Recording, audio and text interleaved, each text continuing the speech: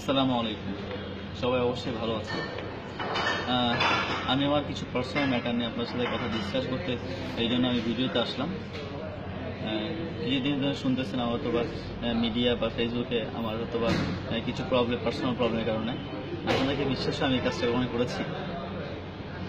দেখেন, মেয়ের ফ্যান, ছেলের ফ্যান, ছোটো থেকে বৃদ্ধ পর্যন্ত সবাই আমার ফ্যান।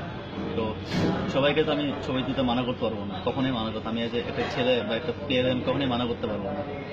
আমি সবসময় রেস্টুরেন্টে খাইতে যাই বা শপিং মলে যাই বা সিনেমা হলে সিনেমা দেখতে যাই।